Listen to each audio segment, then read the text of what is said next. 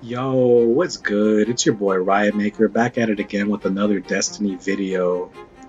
Now today I want to talk about the This Week at Bungie article published on January 26, 2017 on Thursday. Um, they supplied us with 5 goals that they want to do to enhance, it looks like mainly the Crucible, and they said it will come out mid-February, so like in 2 weeks. Right now we're at the end of January, so in about 2 weeks we should see it, which will be great. It'll give people enough time to adapt to the new meta before spring break, and spring break's in March. Um, so what I want to do is talk about their 5 goals and kind of give my input on the wish list, my own wish list, and what they should do. Their first goal is to promote alternatives and counters for shotguns. Now I think this is a really easy one. By the looks of it, it looks like they don't want to nerf any shotguns. They want to keep shotguns the same and buff other special weapons around it. And I think the easiest one to buff would be sidearms.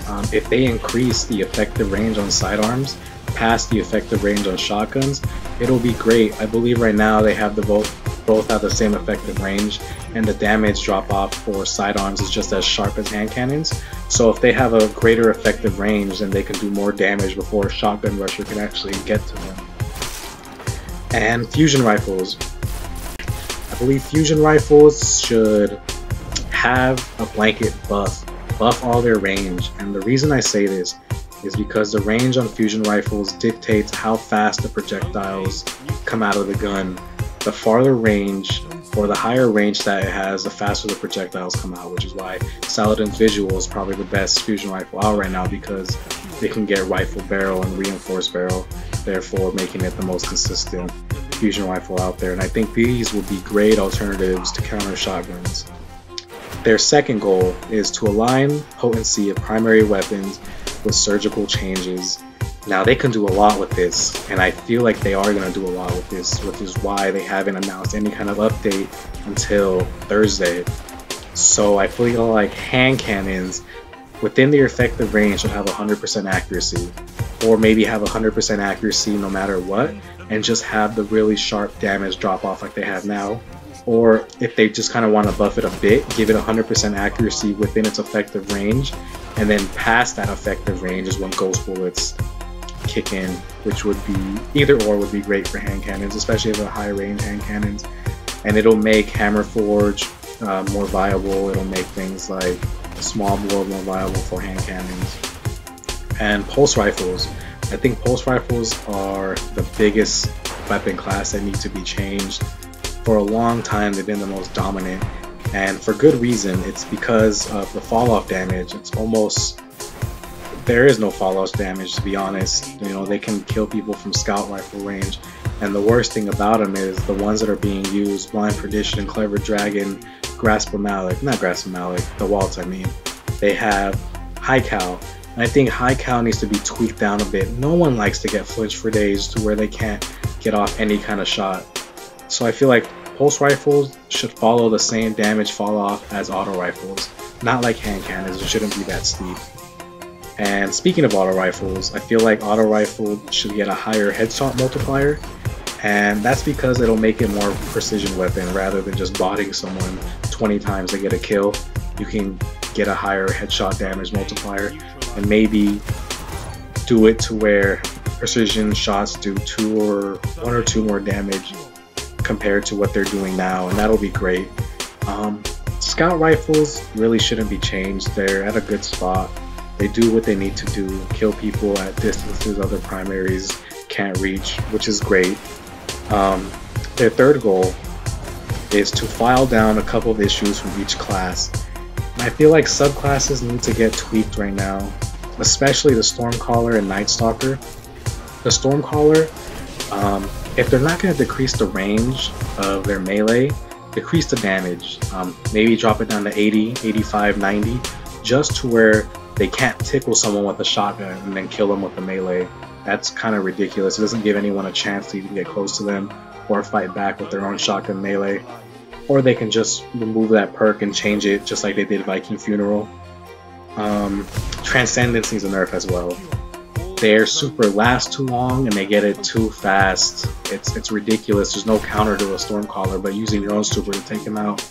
And when they're holding R to do their damage or whatever it's called, their little shockwave, maybe it should slow down their mobility so they can't catch up to people just holding down their trigger. They have to let go of the trigger and then hold it down to do damage. There's been numerous times where I Twi-G and then Titan skate and I still get killed from behind by a Stormcaller because for some reason he's able to go max speed as well. And Titan's Jug Shield. There should be leak through damage. If a sniper does 160 damage to their body and they body a Jug Shield and the Jug Shield mitigates the 100 damage, well, the Titan should still take 64 damage or 68 damage, however damage is left from the 100 that the Jug Shield mitigates. And this will prevent Jug Shields from surviving golden guns, which is a big problem right now in the Crucible, where people complain that Jug Shields can tank a golden gun. That's kind of ridiculous how a Jug Shield can tank a super. And the last one is Night Stalkers. There should be a cooldown after they use Shade Step, and not a cooldown to use Shade Step, but a cooldown to pull up and fire a weapon, just like they did with Blink.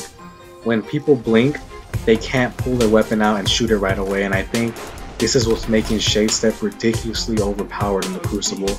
Someone can literally Shade Step to you and shotgun you before you have any chance to align a shot, and that's ridiculous because it's unfair how they go invisible, they can dodge grenades, and all of a sudden, boop, you're dead with the shotgun, and they're jumping in your face with Bones of AO.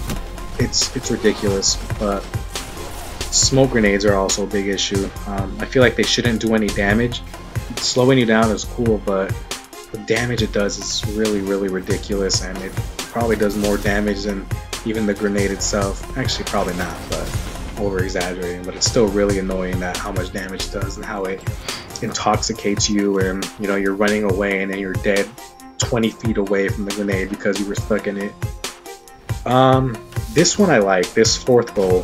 Fix some issues with a sampler platter of exotics, and I like this because I feel like they want to make exotics again, and one thing they should do is revamp the exotics to fit with the new modifiers they have, if that makes any sense.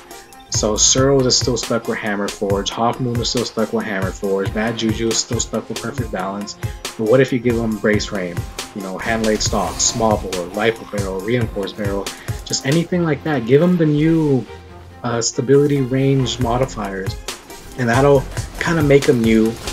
You could also buff them separately from the buffs to primaries. I want to see Suros be Suros again, dude. I miss the Suros regime, my favorite freaking gun in this game, but I feel like Suros should be buffed, Bad Juju, Hawkmoon, and maybe Invective. And supporting adjustments to special ammunition.